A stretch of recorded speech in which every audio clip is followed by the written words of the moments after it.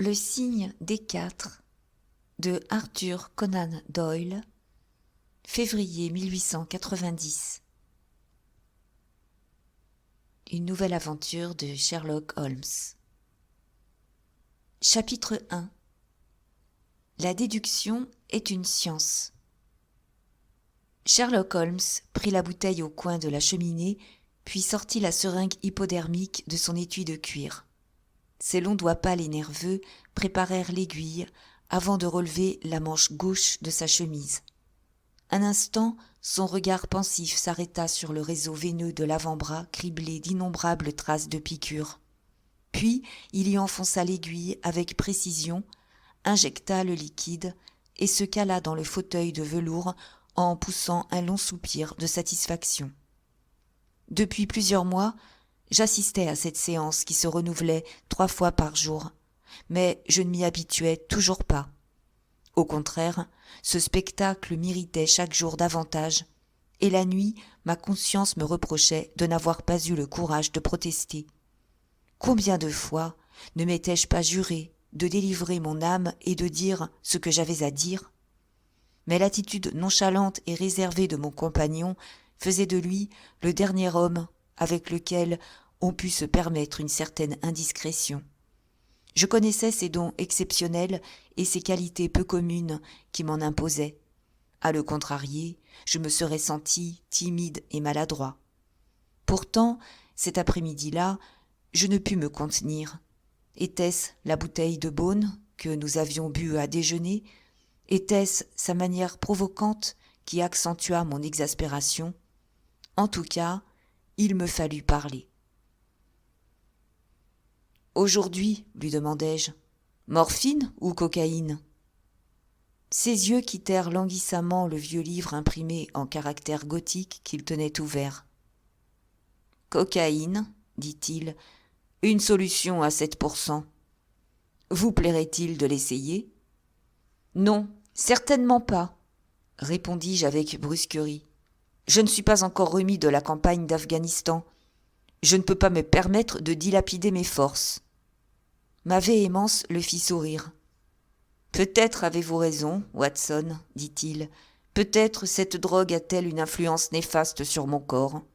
Mais je la trouve si stimulante pour la clarification de mon esprit que les effets secondaires me paraissent d'une importance négligeable.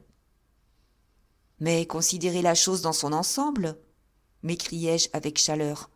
Votre cerveau peut, en effet, connaître une acuité extraordinaire, mais à quel prix ?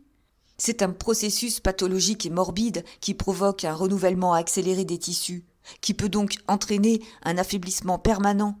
Vous connaissez aussi la noire dépression qui s'ensuit. Le jeu en vaut-il la chandelle ? Pourquoi risquer de perdre, pour un simple plaisir passager, les grands dons qui sont en vous ? Souvenez-vous que ce n'est pas seulement l'ami qui parle en ce moment, mais le médecin en partie responsable de votre santé. Il ne parut pas offensé. Au contraire, il rassembla les extrémités de ses 10 doigts et posa ses coudes sur les bras de son fauteuil, comme quelqu'un s'apprêtant à savourer une conversation. « Mon esprit refuse la stagnation, répondit-il. Donnez-moi des problèmes, du travail. Donnez-moi le cryptogramme le plus abstrait ou l'analyse la plus complexe, et me voilà dans l'atmosphère qui me convient. Alors, je puis me passer de stimulants artificiels. Mais je déteste trop la mort de routine et l'existence. Il me faut une exaltation mentale. C'est d'ailleurs pourquoi j'ai choisi cette singulière profession. Ou plutôt, pourquoi je l'ai créée, puisque je suis le seul au monde de mon espèce. « Le seul détective privé ?» dis-je, levant les sourcils. « Le seul détective privé que l'on vienne consulter », précisa-t-il. « En ce qui concerne la détection, la recherche, c'est moi, la suprême cour d'appel. Lorsque Gregson ou Lestrade ou Athelney Jones donnent leur langue au chat, ce qui devient une habitude chez eux, soit dit en passant, c'est moi qu'ils viennent trouver. J'examine les données en tant qu'expert et j'exprime l'opinion d'un spécialiste. En pareil cas, je ne demande aucune reconnaissance officielle de mon rôle. Mon nom n'apparaît pas dans les journaux. Le travail en lui-même, le plaisir de trouver un champ de manœuvre pour mes dons personnels sont ma plus haute récompense. Vous avez d'ailleurs eu l'occasion de me voir à l'œuvre dans l'affaire de Jefferson Hope. En effet, et jamais rien ne m'a tant frappé, à tel point que j'en ai fait un petit livre sous le titre quelque peu fantastique de « Une étude en rouge ». Il hocha tristement la tête. « Je l'ai parcouru, dit-il. Je ne peux honnêtement vous en féliciter. La détection est, ou devrait être, une science exacte. Elle devrait donc être constamment traitée avec froideur et sans émotion. Vous avez essayé de la teinter de romantisme, ce qui produit le même effet que si vous introduisiez une histoire d'amour ou un enlèvement dans la 5e proposition d'Euclide. »« Mais l'élément romantique existait objectivement, m'écriai-je. Je ne pouvais accommoder les faits à ma guise. En pareil cas, certains faits doivent être supprimés ou, tout au moins, rapportés avec un sens équitable des proportions. La seule chose qui méritait d'être mentionnée dans cette affaire était le curieux raisonnement analytique remontant des effets aux causes, grâce à quoi je suis parvenu à la démêler. » J'étais agacé, irrité par cette critique. N'avais-je pas travaillé spécialement pour lui plaire ? Son orgueil semblait regretter que chaque ligne de mon petit livre n'eût pas été consacrée uniquement à ses faits et gestes. Plus qu'une fois, durant les années passées avec lui à Baker Street, j'avais observé qu'une légère vanité perçait sous l'attitude tranquille et didactique de mon compagnon. Je ne répliquai rien et m'occupais de ma jambe blessée. Une balle Jezail l'avait traversée quelque temps auparavant, et bien que je ne fusse pas empêché de marcher, je souffrais à chaque changement du temps. Ma clientèle s'est récemment étendue au pays du continent, reprit Holmes en bourrant sa vieille pipe de bruyère. La semaine dernière, François Le Villard est venu me consulter. C'est un homme d'une certaine notoriété dans la police judiciaire française. Il possède la fine intuition du Celte, mais il lui manque les connaissances étendues qui lui permettraient d'atteindre les sommets de son art. L'affaire concernait un testament et soulevait quelques points intéressants. J'ai pu le renvoyer à 2 cas similaires, l'un à Riga en 1857, l'autre à Saint-Louis en 1871. Cela lui a permis de trouver la solution exacte. Voici la lettre reçue ce matin me remerciant pour l'aide apportée. Il me tendait, en parlant, une feuille froissée d'aspect étrange. Je la parcourus. Il s'y trouvait une profusion de superlatifs, de magnifiques, de coups de maître, de tours de force, qui attestaient l'ardente admiration du Français. « Il écrit comme un élève à son maître, dis-je. Oh, l'aide que je lui ai apportée ne méritait pas un tel éloge, dit Sherlock Holmes d'un ton badin. Il est lui-même très doué. Il possède 2 des 3 qualités nécessaires au parfait détective, le pouvoir d'observer et celui de déduire. Il ne lui manque que le savoir, et cela peut venir avec le temps. Il est en train de traduire en français mes minces essais. »« Vos essais ? » ?»« Oh, vous ne saviez pas ?» s'écria-t-il en riant. « Oui, je suis coupable d'avoir écrit plusieurs traités, tous sur des questions techniques. D'ailleurs, celui-ci par exemple, sur la discrimination entre les différents tabacs. 140 variétés de cigares, cigarettes et tabac y sont énumérées. Des reproductions en couleur illustrent les différents aspects des cendres. C'est une question qui revient continuellement dans les procès criminels. Des cendres peuvent constituer un indice d'une importance capitale. Si vous pouvez dire, par exemple, que tel meurtre a été commis par un homme fumant un cigare de l'Inde, cela restreint évidemment votre champ de recherche.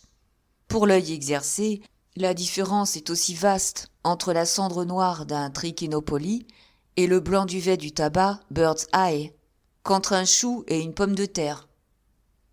Vous êtes en effet remarquablement doué pour les petits détails. J'apprécie leur importance. Tenez, voici mon essai sur la détection des traces de pas, avec quelques remarques concernant l'utilisation du plâtre de Paris pour préserver les empreintes. Un curieux petit ouvrage, celui-là aussi.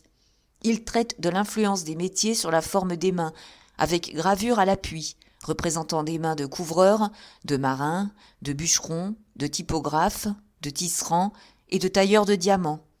C'est d'un grand intérêt pratique pour le détective scientifique, surtout pour découvrir les antécédents d'un criminel et dans les cas de corps non identifiés. Mais je vous ennuie avec mes balivernes. Point du tout, répondis-je sincèrement.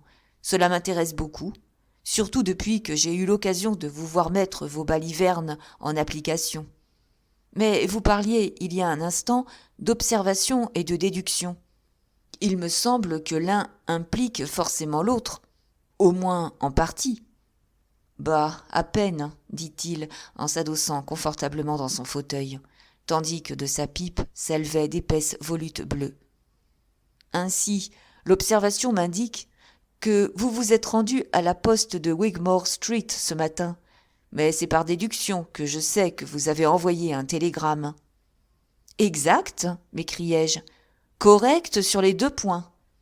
Mais j'avoue ne pas voir comment vous y êtes parvenu. Je me suis décidé soudainement et je n'en ai parlé à quiconque. C'est la simplicité même, remarqua-t-il en riant doucement de ma surprise. Si absurdement simple qu'une explication paraît superflue. Pourtant, cet exemple peut servir à définir les limites de l'observation et de la déduction. Ainsi, j'observe des traces de boue rougeâtre à votre chaussure. Or, juste en face de la poste de Wigmore Street, la chaussée vient d'être défaite. De la terre s'y trouve répandue de telle sorte qu'il est difficile de ne pas marcher dedans pour entrer dans le bureau. Enfin, cette terre est de cette singulière teinte rougeâtre qui, autant que je sache, ne se trouve nulle part ailleurs dans le voisinage. Tout ceci est observation. Le reste est déduction. Comment, alors, avez-vous déduit le télégramme ? Voyons, je savais pertinemment que vous n'aviez pas écrit de lettre, puisque toute la matinée je suis resté assis en face de vous. Je puis voir également sur votre bureau un lot de timbres et un épais paquet de cartes postales. Pourquoi seriez-vous donc allé à la poste, sinon pour envoyer un télégramme ? Éliminez tous les autres mobiles, celui qui reste doit être le bon. C'est le cas cette fois-ci, répondis-je après un moment de réflexion. La chose est, comme vous dites, extrêmement simple. Me prendriez-vous cependant pour un impertinent si je soumettais vos théories à un examen plus sévère ?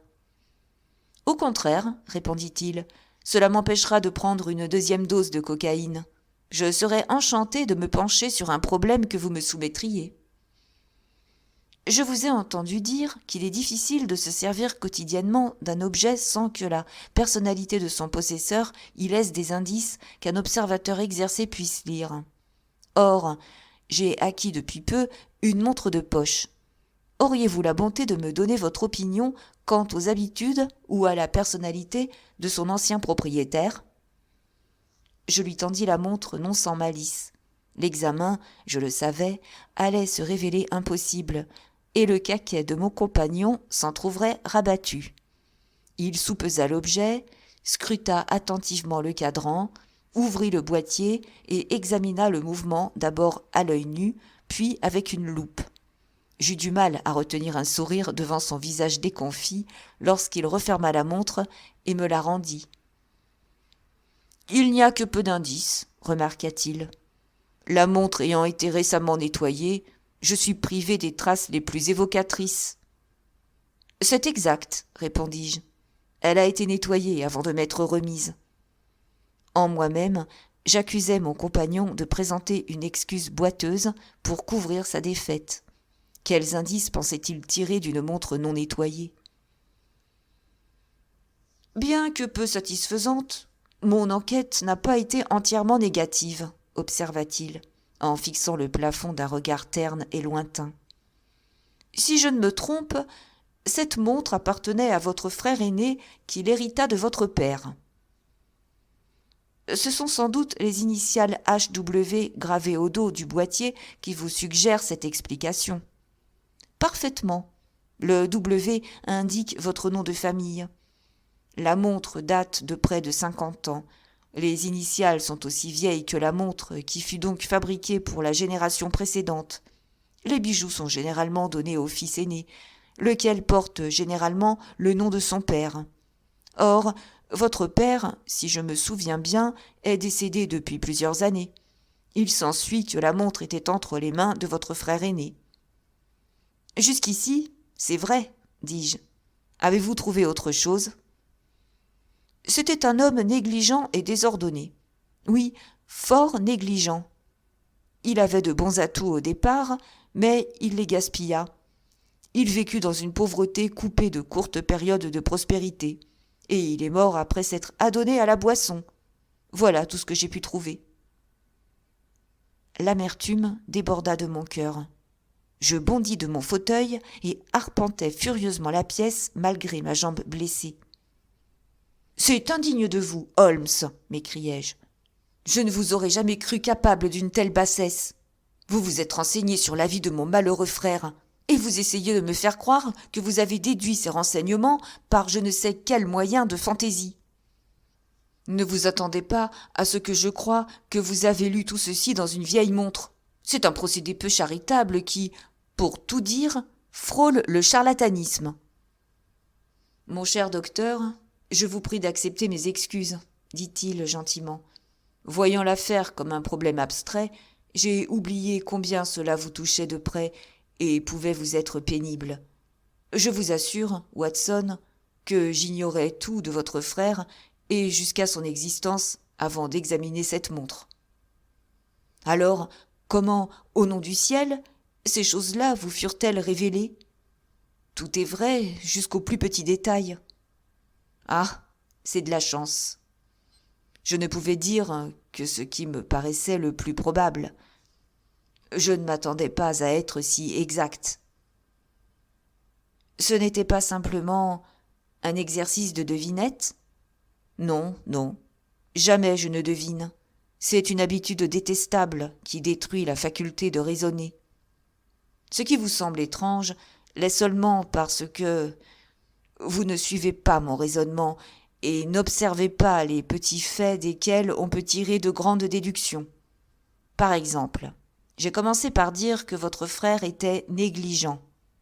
Observez donc la partie inférieure du boîtier et vous remarquerez qu'il est non seulement légèrement cabossé en 2 endroits, mais également couvert d'éraflures. Celles-ci ont été faites par d'autres objets, des clés ou des pièces de monnaie qu'il mettait dans la même poche. Ce n'est sûrement pas un tour de force que de déduire la négligence chez un homme qui traite d'une manière aussi cavalière une montre de 50 guinées.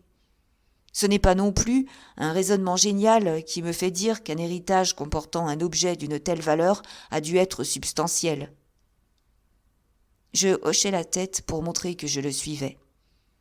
D'autre part, les prêteurs sur gage ont l'habitude en Angleterre de graver sur la montre, avec la pointe d'une épingle, le numéro du reçu délivré lors de la mise en gage de l'objet. C'est plus pratique qu'une étiquette qui risque d'être perdue ou transportée sur un autre article. Or, il n'y a pas moins de 4 numéros de cette sorte à l'intérieur du boîtier. Ma loupe les montre distinctement. D'où une première déduction.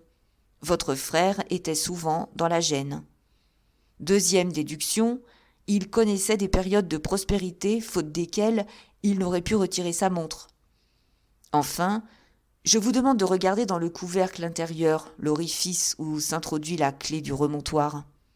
Un homme sobre ne l'aurait pas rayé ainsi. En revanche, toutes les montres des alcooliques portent les marques de mains pas trop sûres d'elles-mêmes pour remonter le mécanisme. Que reste-t-il donc de mystérieux dans mes explications ? Tout est clair comme le jour, répondis-je. Je regrette d'avoir été injuste à votre égard. J'aurais dû témoigner d'une plus grande foi en vos capacités. Puis-je vous demander si vous avez une affaire sur le chantier en ce moment ? Non. D'où la cocaïne. Je ne puis vivre sans faire travailler mon cerveau. Y a-t-il une autre activité valable dans la vie ? Approchez-vous de la fenêtre, ici. Le monde a-t-il jamais été aussi lugubre, médiocre et ennuyeux ?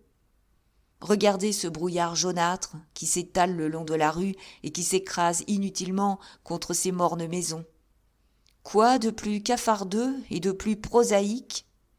Dites-moi donc, docteur, à quoi peuvent servir des facultés qui restent sans utilisation ? Le crime est banal, la vie est banale, et seules les qualités banales trouvent à s'exercer ici-bas. J'ouvris la bouche pour répondre à cette tirade lorsqu'on frappa à la porte. Notre logeuse entra, apportant une carte sur le plateau de cuivre. « C'est une jeune femme qui désire vous voir, » dit-elle à mon compagnon. « Mademoiselle Marie Morstan, » lut-il. « Je n'ai aucun souvenir de ce nom. Voulez-vous introduire cette personne, Madame Hudson ? Ne partez pas, docteur. Je préférerais que vous assistiez à l'entrevue. » Chapitre 2. Présentation de l'affaire. Mademoiselle Morstan pénétra dans la pièce d'un pas décidé. C'était une jeune femme blonde, petite et délicate. Sa mise simple et modeste, bien que d'un goût parfait, suggérait des moyens limités. La robe, sans ornement ni bijoux, était d'un beige sombre tirant sur le gris. Elle était coiffée d'un petit turban, de la même couleur blanche sur le côté. Sa beauté ne consistait pas dans la régularité des traits, ni dans l'éclat du teint. Elle résidait plutôt dans une expression ouverte et douce, dans deux grands yeux bleus sensibles et profonds. Mon expérience des femmes, qui s'étend à plusieurs pays des 3 continents, ne m'avait jamais montré un visage exprimant mieux le raffinement du cœur. Elle prit place sur le siège que Sherlock Holmes lui avança. Je remarquai aussitôt le tremblement de sa bouche et la crispation de ses mains. Tous les signes d'une agitation intérieure intense étaient réunis. « Je viens à vous, monsieur Holmes, dit-elle, parce que vous avez aidé madame Cécile Forrester, pour qui je travaille, à démêler une petite complication domestique. Elle a été très impressionnée par votre talent et votre obligeance. »« Madame Cécile Forrester » répéta-t-il pensivement. « Oui, je crois lui avoir rendu un petit service. C'était pourtant, si je m'en souviens bien, une affaire très simple. » « Ce n'est pas son avis, mais en tout cas, vous n'en direz pas autant de mon histoire. Je puis difficilement en imaginer une plus étrange, plus complètement inexplicable. » Holmes se frotta les mains, ses yeux brillèrent. Il pencha en avant dans son fauteuil son profil d'oiseau de proie, et ses traits fortement dessinés exprimèrent soudain une extraordinaire concentration. « Exposez votre cas, » dit-il. Il avait pris le ton d'un homme d'affaires. Ma position était embarrassante et je me levai. « Vous m'excuserez, j'en suis sûre. » À ma grande surprise, la jeune femme me retint d'un geste de sa main gantée. « Si votre ami avait l'amabilité de rester, dit-elle, il pourrait me rendre un grand service. » Je n'eus plus qu'à me rasseoir. « Voici brièvement les faits, continua-t-elle. Mon père était officier aux Indes. Il m'envoya en Angleterre quand je n'étais encore qu'une enfant. Ma mère était morte et je n'avais aucun parent ici. Je fus donc placée dans une pension, d'ailleurs excellente, à Édimbourg, et j'y demeurai jusqu'à 17 ans. En 1878, mon père, alors capitaine de son régiment, obtint un congé de 12 mois et revint ici. Il m'adressa un télégramme de Londres annonçant qu'il était bien arrivé et qu'il m'attendait immédiatement à l'hôtel Langham. Son message était plein de tendresse. En arrivant à Londres, je me rendis à Langham. Je fus informé que le capitaine Morstan était bien descendu ici, mais qu'il était sorti la veille au soir et qu'il n'était pas encore revenu. J'attendis tout le jour, en vain. À la nuit, sur les conseils du directeur de l'hôtel, j'informai la police. Le lendemain matin, une annonce à ce sujet paraissait dans tous les journaux. Nos recherches furent sans résultat, et depuis ce jour, je n'eus plus aucune nouvelle de mon malheureux père. Il revenait en Angleterre, le cœur riche d'espoir, pour trouver un peu de paix et de réconfort, et au lieu de cela...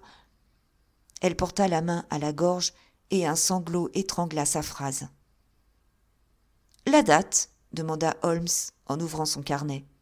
« Il disparut le 3 décembre 1878. Voici presque 10 ans.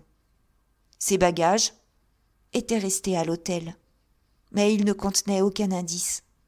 des vêtements, des livres et un grand nombre de curiosités des îles Andaman. Il avait été officier de la garnison en charge des criminels relégués là-bas. Avait-il quelque ami en ville ?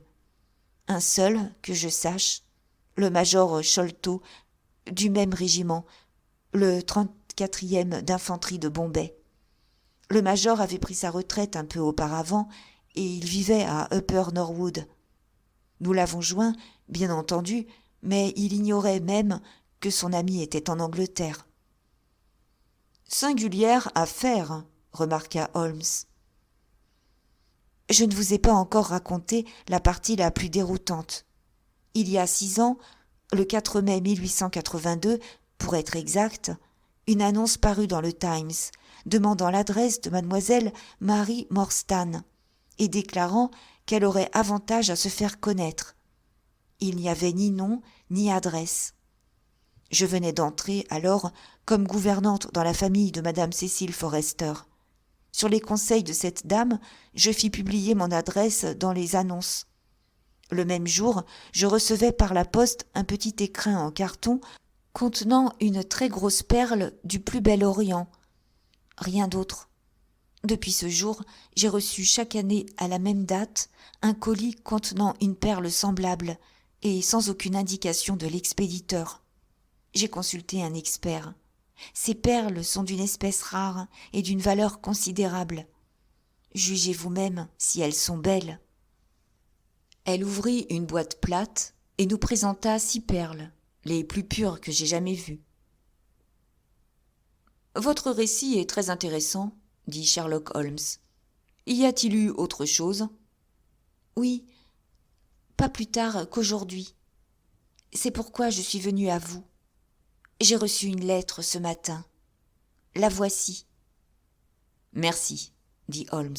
« L'enveloppe aussi, s'il vous plaît. Estampille de la poste, Londres, secteur sud-ouest. Date 7 juillet. La marque d'un pouce dans le coin, probablement celui du facteur. Enveloppe à 6 pence le paquet, papier à lettres luxueux. Pas d'adresse. Soyez ce soir à 7 heures au Lyceum Theatre, près du 3e pilier en sortant à partir de la gauche. Si vous n'avez pas confiance, convoquez 2 amis. Vous êtes victime d'une injustice qui sera réparée. N'amenez pas la police. Si vous le faisiez, tout échouerait. Votre ami inconnu. Eh bien, voilà un très joli petit mystère. Qu'avez-vous l'intention de faire, mademoiselle Morstan ? C'est exactement la question que je voulais vous poser. Dans ce cas, nous irons certainement au rendez-vous. Vous, moi et... oui, bien entendu, le docteur Watson. Votre correspondant permet 2 amis. Le docteur est exactement l'homme qu'il faut. Nous avons déjà travaillé ensemble. « Mais voudra-t-il venir ?» demanda-t-elle d'une voix pressante. « Je serai fier et heureux, dis-je avec ferveur, si je puis vous être de quelque utilité. »« Vous êtes très aimables, tous les 2, répondit-elle. Je mène une vie retirée et je n'ai pas d'amis à qui je puisse faire appel. Je pense que nous aurons le temps si je reviens ici à 6 heures. »« Pas plus tard, » dit Holmes. « Une autre question, si vous permettez. L'écriture sur cette enveloppe est-elle la même que celle que vous avez vue sur les boîtes contenant les perles ? » « Je les ai ici, » répondit-elle en montrant une demi-douzaine de morceaux de papier. « Vous êtes une cliente exemplaire. Vous savez intuitivement ce qui est important. Voyons, maintenant. » Étalant les papiers sur la table, il les compara d'un regard vif et pénétrant. « L'écriture est déguisée, sauf sur la lettre. Mais l'auteur est certainement une seule et même personne, dit-il. Regardez comment le grec réapparaît à la moindre inattention, et la courbure particulière de l'S finale. Je ne voudrais surtout pas vous donner de faux espoirs, mademoiselle Morstan, mais y a-t-il une ressemblance quelconque entre cette écriture et celle de votre père ? Aucune. Elles sont très différentes. Je m'attendais à cette réponse. Eh bien, À ce soir, 6 heures, donc. Permettez-moi de garder ces papiers. Il n'est que 3h30 et je peux en avoir besoin avant votre retour. Au revoir. Au revoir, répondit la jeune femme. Reprenant sa boîte de perles, elle gratifia chacun de nous d'un charmant sourire et se retira rapidement. Je la regardais par la fenêtre marcher dans la rue d'un pas vif jusqu'à ce que le turban gris et la plume blanche se fondissent dans la foule. « Quelle séduisante jeune femme !» m'écriai-je en me retournant vers mon compagnon. Il avait rallumé sa pipe et s'était renfoncé dans son fauteuil, les yeux fermés. « Vraiment ?» dit-il languissamment. « Je n'avais pas remarqué. »« Vous êtes un véritable automate, dis-je.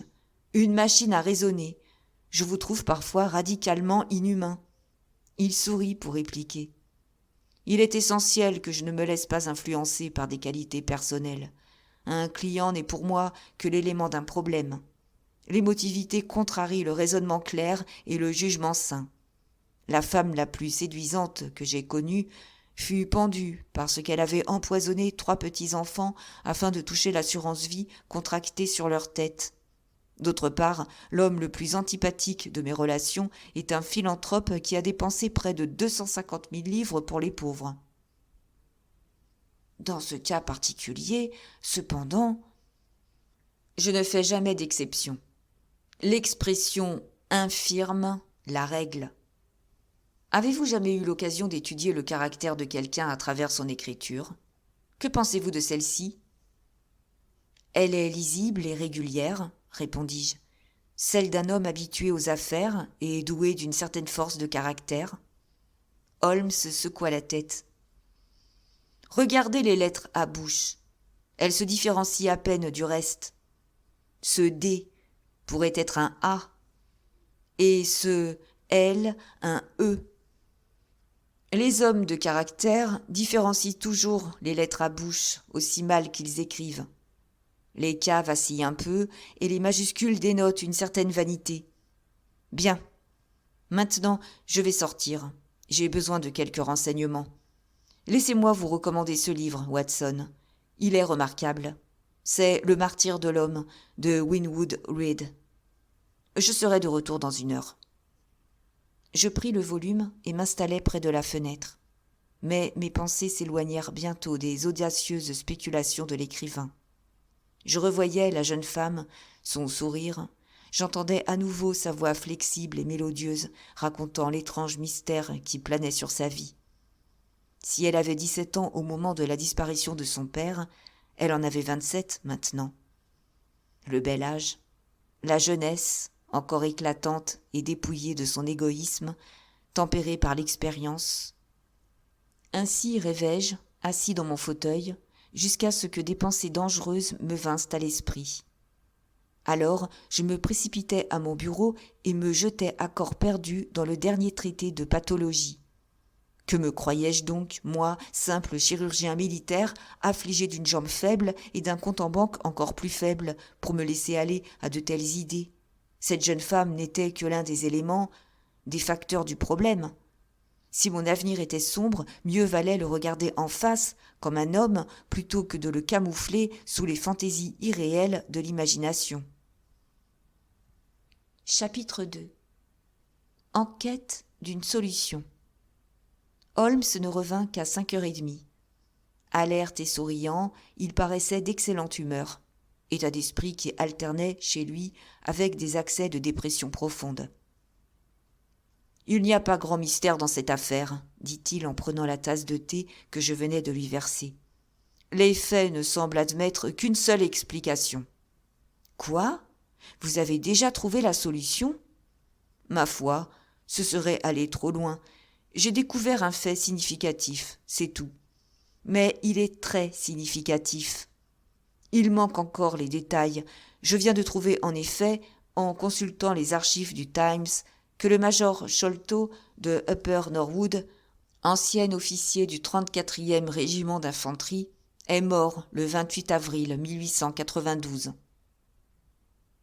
Je suis peut-être très obtus, Holmes, mais je ne vois rien de significatif en cela. Non ? Vous me surprenez. Eh bien, veuillez considérer les faits que voici. Le capitaine Morstan disparaît. La seule personne qu'il connaissait à Londres est le major Sholto. Or, celui-ci affirme ignorer la présence du capitaine en Angleterre. 4 ans plus tard, Sholto meurt. Dans la semaine qui suit sa mort, la fille du capitaine Morstan reçoit un présent d'une grande valeur, lequel se répète chaque année. La lettre d'aujourd'hui la décrit comme victime d'une injustice. Or, cette jeune femme a-t-elle subi d'autres préjudices que la disparition de son père ? Et pourquoi les cadeaux commencent-ils immédiatement après la mort de Sholto ? Sinon parce que son héritier, sachant quelque chose, veut réparer un tort ? À moins que vous n'ayez une autre théorie qui cadre avec tous ces faits. Tout de même, n'est-ce pas une étrange façon de compenser la disparition d'un père ? Et quelle curieuse manière de procéder ? Pourquoi, d'autre part, écrire cette lettre aujourd'hui plutôt qu'il y a 6 ans ? Enfin, il est question de réparer une injustice. Comment ? En lui rendant son père ? On ne peut admettre qu'il soit encore vivant. Or, cette jeune femme n'est victime d'aucune autre injustice. Il y a des difficultés, mais notre expédition de ce soir les aplanira toutes. Ah, voici un fiacre. Mademoiselle Morstan est à l'intérieur. Êtes-vous prêts ? Alors descendons, car il est 6 heures passées. Je pris mon chapeau et ma plus grosse canne. J'observai que Holmes prenait son revolver dans le tiroir et le glissait dans sa poche. Il pensait donc que notre soirée pourrait se compliquer. Mademoiselle Morstan était enveloppée d'un manteau sombre. Son visage fin était pâle, mais calme. Il aurait fallu qu'elle fût plus qu'une femme pour ne pas éprouver un malaise devant l'étrange expédition dans laquelle nous nous embarquions. Cependant, elle était très maîtresse d'elle-même, à en juger par les claires réponses qu'elle fit aux questions que Holmes lui posa. « Dans ses lettres, papa parlait beaucoup du major Sholto, dit-elle. Ils devaient être amis intimes. Ils s'étaient sans doute trouvés très souvent ensemble, puisqu'ils commandaient les troupes des îles Andaman. Pendant que j'y pense, un étrange document a été trouvé dans le bureau de papa. Personne n'a pu le comprendre. Je ne pense pas qu'il soit de la moindre importance, mais peut-être aimeriez-vous en prendre connaissance. Le voici. » Holmes déplia soigneusement la feuille de papier et la lissa sur son genou. Puis il l'examina à l'aide de sa loupe.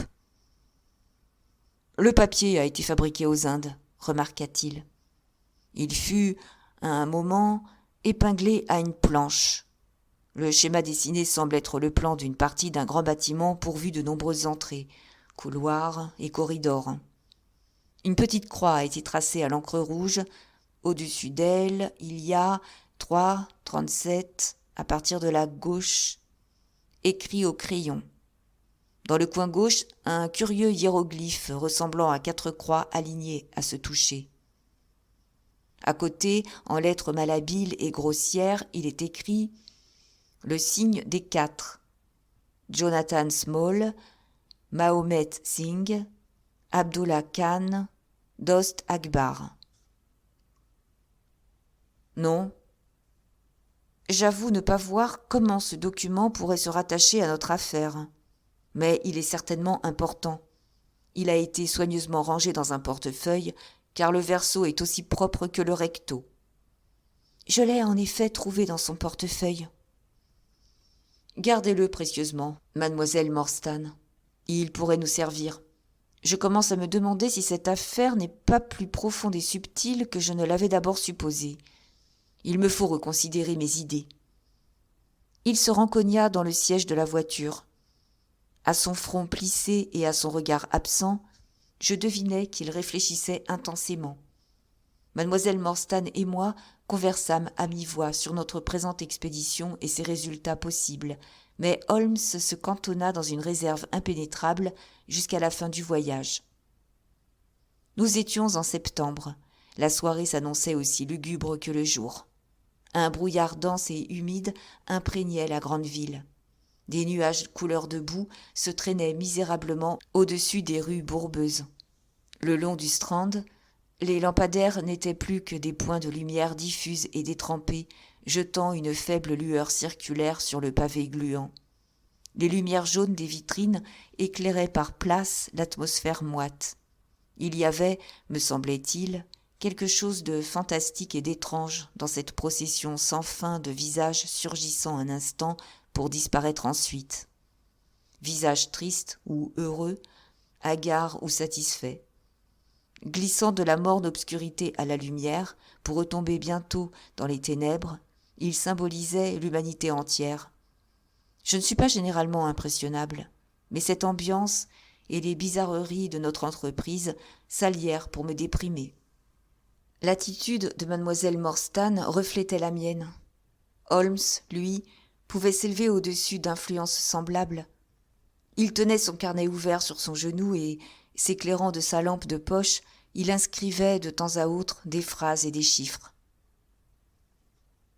Au Lyceum Theatre, la foule se pressait devant les entrées latérales. Le long de la façade défilait une ligne ininterrompue de fiacres et de voitures particulières qui déchargeaient leur cargaison d'hommes et de femmes en tenue de soirée. À peine étions-nous parvenus au 3e pilier, lieu de notre rendez-vous, qu'un petit homme brun et vif, vêtu en cocher, nous accostait. « Êtes-vous les personnes qui accompagnent mademoiselle Morstan ?» demanda-t-il. « Je suis mademoiselle Morstan, et ces 2 messieurs sont mes amis, » dit-elle. Il leva vers nous un regard étonnamment scrutateur. « Vous m'excuserez, mademoiselle, » dit-il d'un ton plutôt rogue, « mais il faut que vous me donniez votre parole d'honneur qu'aucun de ces messieurs n'est un policier. »« Je vous en donne ma parole, » répondit-elle. Il émit un sifflement aigu. Un gamin amena une voiture dont il ouvrit la porte. L'homme qui nous avait abordés monta sur le banc du conducteur, tandis que nous prenions place à l'intérieur. À peine étions-nous installés que le cocher fouetta ses chevaux et nous entraîna dans les rues brumeuses à une allure folle. Notre situation était curieuse. Nous nous rendions dans un endroit inconnu pour des raisons inconnues. Cependant, cette invitation était, ou bien une mystification complète, hypothèse difficile à soutenir, ou bien la preuve que des événements importants se préparaient. Mademoiselle Morstan paraissait plus résolue et plus décidée que jamais. J'entrepris de la distraire par le récit de certaines de mes aventures en Afghanistan, mais, à dire vrai, j'étais moi-même si curieux de notre destination que mes histoires s'embrouillèrent quelque peu. Aujourd'hui encore, elle affirme que je lui ai raconté une émouvante anecdote selon laquelle, la gueule d'un fusil ayant surgi à l'intérieur de ma tente au milieu de la nuit, j'aurais empoigné un fusil de chasse et tiré en cette direction. En tout cas, notre itinéraire m'intéressait plus que ces vieilles histoires. J'avais suivi au début la direction dans laquelle nous allions, mais bientôt, le brouillard, la vitesse et ma connaissance limitée de Londres me fit perdre le fil. Je ne sus plus rien, sinon que nous faisions un long trajet. Mais Sherlock Holmes suivait notre route. Il murmurait le nom des quartiers et des rues tortueuses que notre voiture dévalait à grand bruit. « Rochester Row, dit-il. Maintenant, Vincent Square. » Nous arrivons sur la route du pont de Vauxhall. Apparemment, nous nous dirigeons du côté du Surrey. Oui, c'est ce que je pensais. Nous sommes sur le pont, à présent. Vous pouvez apercevoir les reflets du fleuve. Nous pûmes distinguer, en effet, une partie de la Tamise dans laquelle les lampadaires miroitaient faiblement. Mais déjà, notre véhicule s'engageait de l'autre côté dans un labyrinthe de rues. « Wandsworth Road » dit mon compagnon. « Priory Road, Larkhall Lane, Stockwell Place, Robert Street, Cold Harbour Lane. » Notre enquête ne semble pas nous mener vers un quartier bien élégant. Il est vrai que l'aspect des rues n'était pas encourageant. La monotonie des maisons de briques n'était coupée, çà et là, que par les cafés situés au croisement. Puis apparurent des villas à 2 étages, chacune possédant son jardin miniature. Et ce fut à nouveau l'interminable alignement de bâtiments neufs et criards qui ressemblaient à des tentacules monstrueux que la ville géante aurait lancés dans la campagne environnante. Notre voiture stoppa enfin à la 3e maison d'une rue nouvellement percée. Les autres immeubles paraissaient inhabités. Celui devant lequel nous nous étions arrêtés était aussi sombre que les autres, mais une faible lueur brillait à la fenêtre de la cuisine. Dès que l'on frappa, la porte fut ouverte par un serviteur hindou nanti d'un turban jaune et d'amples vêtements blancs serrés à la taille par une ceinture également jaune. Il y avait quelque chose d'incongru dans cette apparition orientale qui s'encadrait dans la porte d'une banale maison de banlieue. « Le saïb vous attend, dit-il.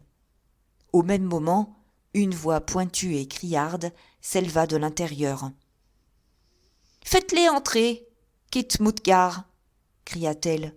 « Introduis-les ici tout de suite !» Chapitre 4. Le récit de l'homme chauve. Nous suivîmes l'hindou le long d'un couloir sordide, mal éclairé et encore plus mal meublé. Au bout, il ouvrit une porte sur la droite. L'éclat d'une lampe jaune nous accueillit. Au milieu de cette clarté soudaine se tenait un petit homme au crâne immense, nu, étincelant. Une couronne de cheveux roux autour de la tête évoquait irrésistiblement le sommet d'une montagne surgissant d'entre une forêt de sapins. L'homme, debout, tordait nerveusement ses mains. Les traits de son visage s'altéraient sans cesse et l'expression de sa physionomie passait du sourire à la maussaderie, sans qu'on sût pourquoi. En outre, il était affligé d'une lèvre inférieure pendante qui laissait voir une rangée de dents jaunes et mal plantées. Il tentait de les dissimuler en promenant constamment sa main sur la partie inférieure de son visage. Il paraissait jeune, malgré sa calvitie. De fait, il venait d'avoir 30 ans. « Je suis votre serviteur, mademoiselle Morstan, » répétait-il de sa voix pointue. « Votre serviteur, messieurs. Je vous prie d'entrer dans mon petit sanctuaire. Il n'est pas grand, mademoiselle, mais je l'ai aménagé selon mon goût. Une oasis de beauté dans le criant désert du sud de Londres. » Nous fûmes tous abasourdis par l'aspect de la pièce dans laquelle il nous conviait. Elle paraissait aussi déplacée dans cette triste maison qu'un diamant de l'eau la plus pure sur une monture de cuivre. Les murs étaient ornés de tapisseries et de rideaux d'un coloris et d'un travail incomparables. Ici et là, on les avait écartés pour mieux faire ressortir un vase oriental ou quelques peintures richement encadrées.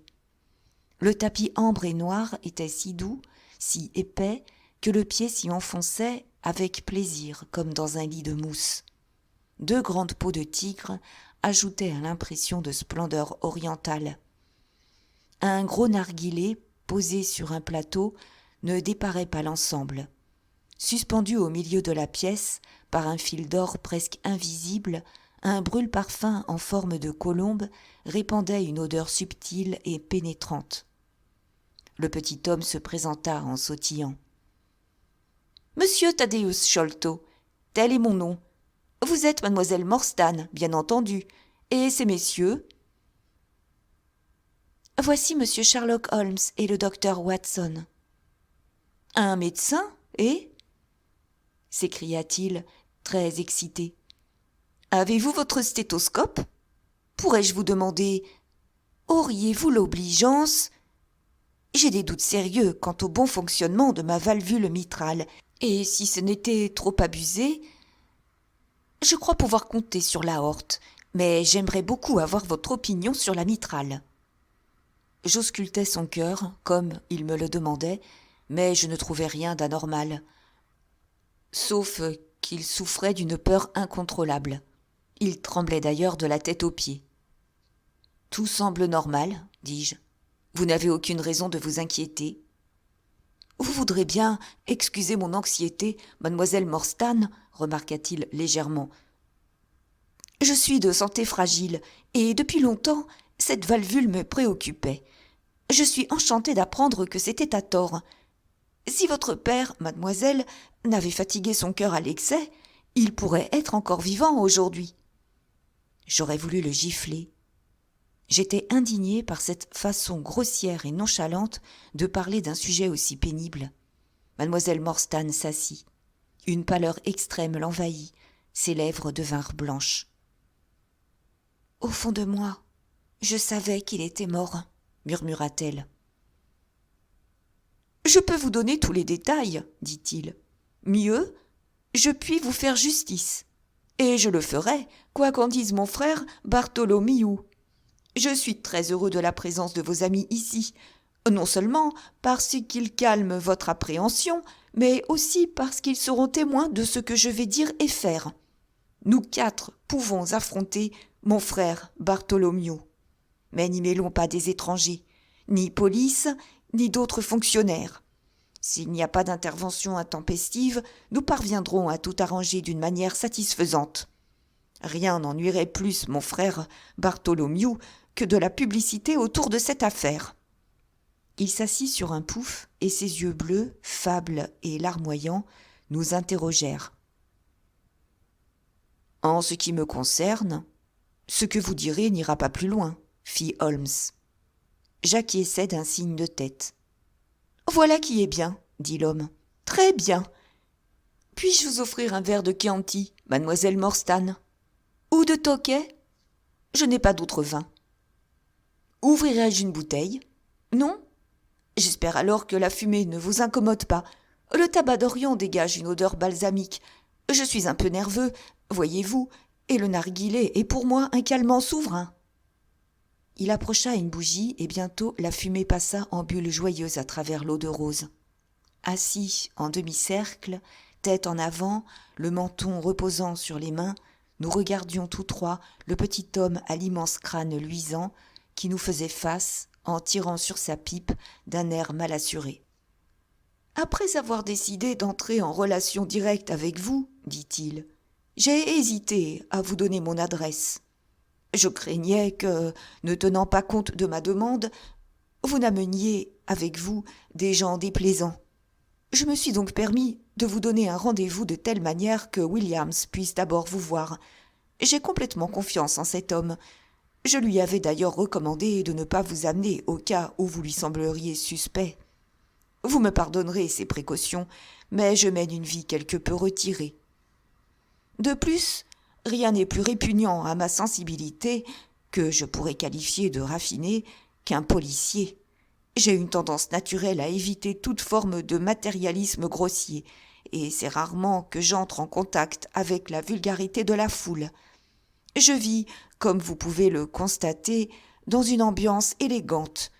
Je pourrais m'appeler un protecteur des arts. C'est ma faiblesse. Ce paysage est un Corot authentique. Un expert pourrait peut-être formuler quelques réserves en ce qui concerne ce Salvator Rosa, mais ce Bouguereau, en revanche, n'offre pas matière à discussion.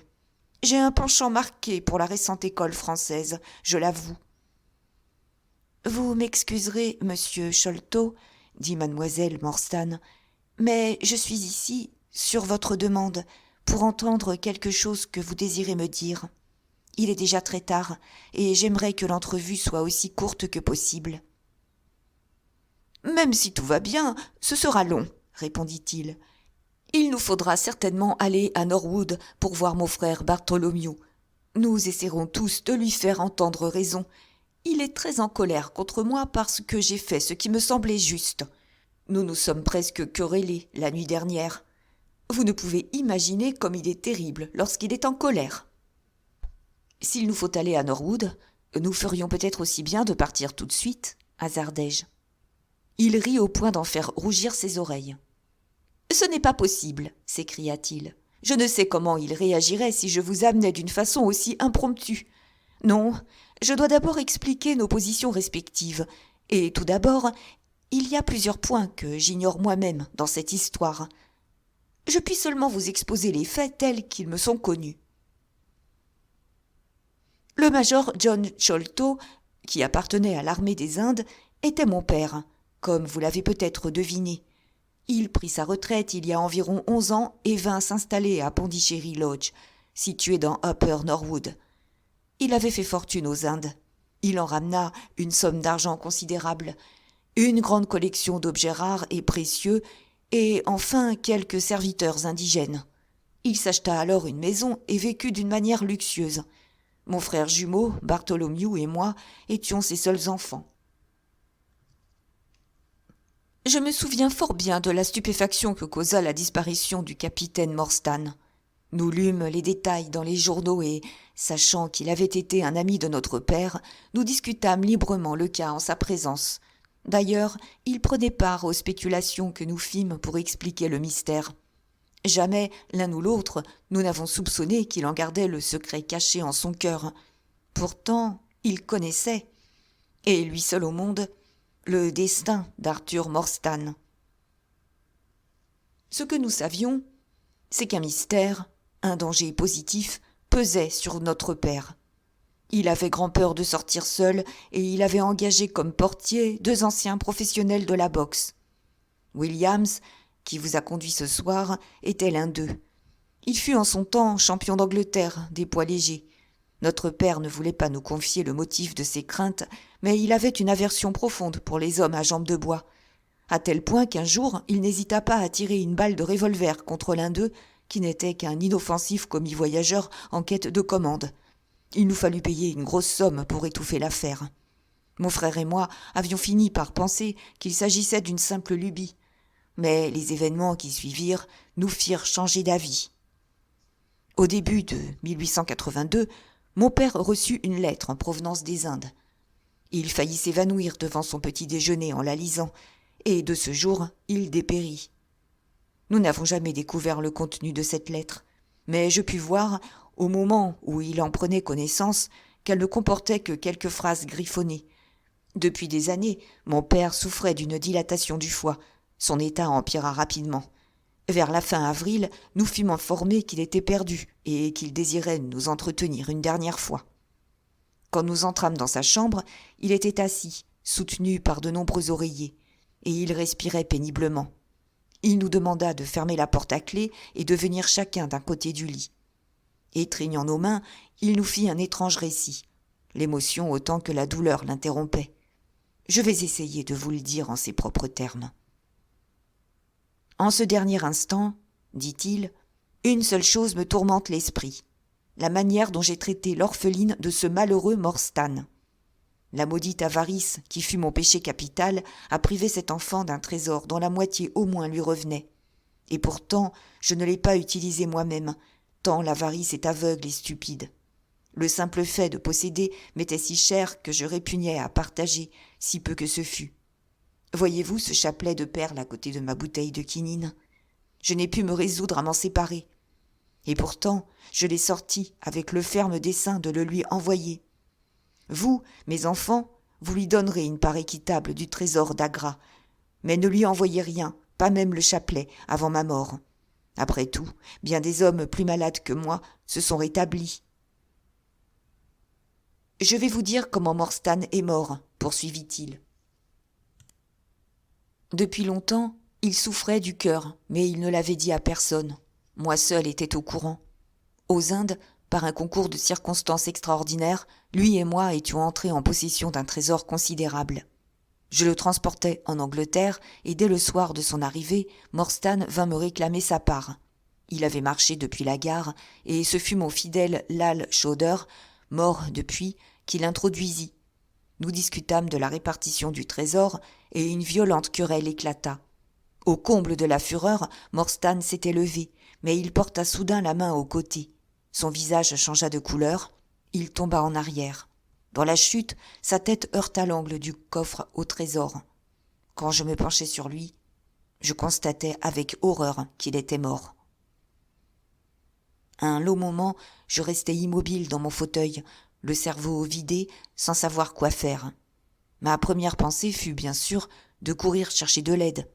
Mais n'avais-je pas toutes les chances d'être accusé de meurtre ? Sa mort était survenue au cours d'une querelle, et il y avait cette entaille à la tête qu'il s'était faite en tombant. Autant de lourdes présomptions contre moi. De plus, une enquête officielle dévoilerait à propos du trésor certains faits que je ne tenais nullement à divulguer. Morstan m'avait dit que personne au monde ne savait qu'il s'était rendu chez moi. Il ne me paraissait pas nécessaire que quiconque l'apprît jamais. J'étais en train de remuer tout cela dans ma tête quand, levant les yeux, je vis Lal Chowder dans l'encadrement de la porte. Il entra sans bruit et ferma à clé derrière lui. « Ne craignez rien, Saïb, dit-il. Personne n'a besoin de savoir que vous l'avez tué. Allons le cacher au loin. Qui pourrait savoir ? Je ne l'ai pas tué. » Lal Chowder secoua la tête et sourit. « J'ai entendu, Saïb, dit-il. J'ai entendu la dispute et j'ai entendu le coup. Mais mes lèvres sont scellées. Tous dorment dans la maison. Emmenons-le au loin. » Ces paroles arrachèrent ma décision. Si le plus fidèle de mes serviteurs ne pouvait croire en mon innocence, comment convaincrais-je les 12 lourdeaux d'un jury ? Lal Chowder et moi, nous fîmes disparaître le corps cette même nuit. Et quelques jours plus tard, les journaux londoniens s'interrogeaient sur la disparition mystérieuse du capitaine Morstan. Vous comprenez, par mon récit, que sa mort ne saurait m'être imputée. Ma faute réside en ceci. J'ai caché non seulement le corps, mais aussi le trésor dont une part revenait de droit à Morstan ou à ses descendants. Je désire donc que vous fassiez une restitution. Venez tout près. Le trésor est caché dans... À cet instant, l'horreur le défigura. Ses yeux s'affolèrent et sa mâchoire tomba. « Chassez-le, au nom du Christ, chassez-le » cria-t-il d'une voix que je n'oublierai jamais. Nous avons regardé vers la fenêtre sur laquelle son regard s'était fixé. Un visage surgi des ténèbres nous observait. C'était une tête chevelue et barbue dont le regard cruel, sauvage, exprimait une haine ardente. Nous nous précipitâmes vers la fenêtre, mais l'homme avait disparu. Quand nous revînmes vers notre père, son menton s'était affaissé et son pouls avait cessé de battre. Nous fouillâmes le jardin cette nuit-là, mais sans trouver d'autre trace que l'empreinte d'un pied unique dans le lit de fleurs. Sans cette marque, peut-être aurions-nous cru que seule notre imagination avait fait surgir ce visage féroce. Nous eûmes cependant une autre preuve, encore plus flagrante, que des ennemis nous entouraient. Le lendemain matin, on trouva ouverte la fenêtre de la chambre de notre père. Placards et tiroirs avaient été fouillés, et sur la poitrine du mort était fixé un morceau de papier avec ces mots griffonnés. Le signe des 4. Nous n'avons jamais appris ce que signifiait cette expression, ni qui en était l'auteur. À première vue, rien n'avait été dérobé, et pourtant tout avait été mis sans dessus-dessous. Mon frère et moi avons fait un rapprochement normal entre ce mystérieux incident et la peur dont notre père souffrit durant sa vie. Mais le mystère pour nous reste entier. Le petit homme s'arrêta pour allumer son narguilé et il fuma quelques instants en silence. Nous étions tous assis, immobiles, sous le coup de ce récit extraordinaire. Durant les brefs instants où la mort de son père avait été décrite, mademoiselle Morstan était devenue livide, et j'avais craint qu'elle ne s'évanouît.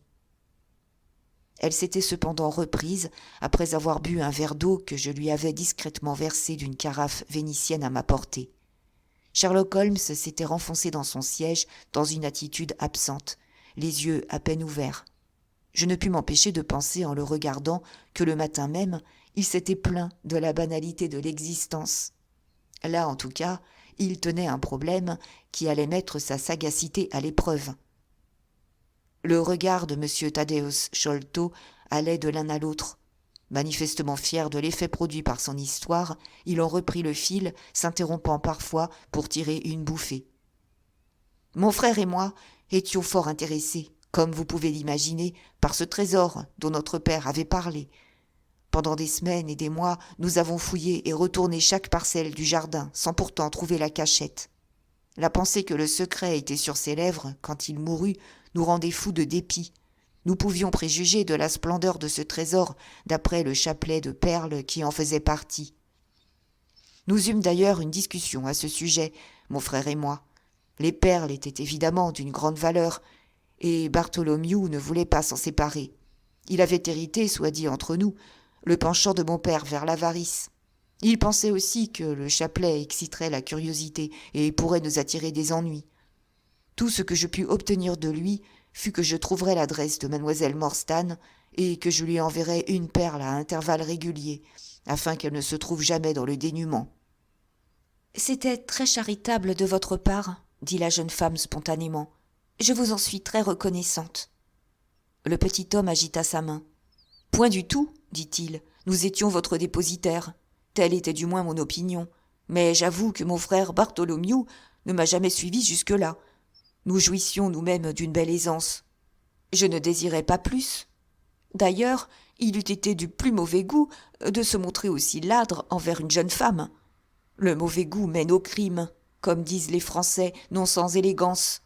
Bref, notre désaccord s'accentua au point que je trouvais préférable de m'installer chez moi. J'ai donc quitté Pondichéry Lodge, emmenant avec moi Williams et le vieux Kit Mutcar. Mais hier, j'ai appris une nouvelle de grande importance. Le trésor a été découvert. J'ai aussitôt écrit à mademoiselle Morstan, et il ne nous reste plus qu'à nous rendre à Norwood pour réclamer notre part. J'ai déjà exposé mon point de vue à mon frère la nuit dernière. Notre visite n'est sans doute pas souhaitée, mais elle est attendue. Monsieur Thaddeus Sholto se tut, mais ne cessa pas pour autant de s'agiter sur son pouf de luxe. Nous restions tous silencieux pour mieux réfléchir au nouveau développement de cette mystérieuse affaire. Holmes fut le premier à se lever. « Vous avez fort bien agi, monsieur, du commencement à la fin, dit-il. Nous serons peut-être à même de vous prouver modestement notre reconnaissance en éclaircissant ce qui vous est encore obscur.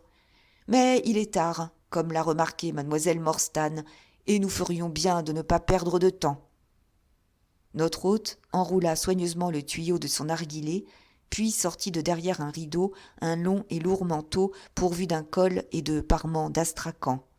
Il le boutonna soigneusement malgré la douceur oppressante de la nuit, et il ajusta sur sa tête une casquette en peau de lapin dont les pans se rabattaient sur les oreilles.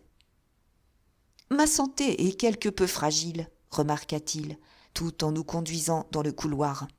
Je suis donc obligé de prendre de grandes précautions. » La voiture nous attendait.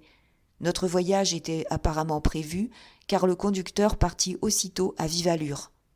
Thaddeus Sholto ne cessa pas de parler d'une voix de tête qui dominait le bruit des roues sur le pavé.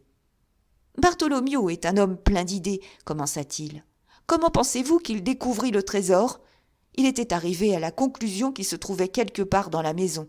Il se mit donc à calculer les dimensions exactes de celle-ci, puis à les reporter et à les vérifier. De cette manière, pas un seul centimètre de la construction ne pouvait échapper à ses investigations. Il s'aperçut, entre autres choses, que la hauteur du bâtiment était de 25 mètres, mais qu'en additionnant la hauteur des pièces superposées, il ne trouvait que 23,70 mètres, même en tenant largement compte de l'espace entre le plafond et le plancher. Il manquait donc 1,30 m. Ce 1,30 m ne pouvait être situé qu'au sommet du bâtiment. Mon frère fit alors un trou dans le plafond de la plus haute pièce et découvrit une petite mansarde. Étant complètement emmurée, elle était restée inconnue de tous.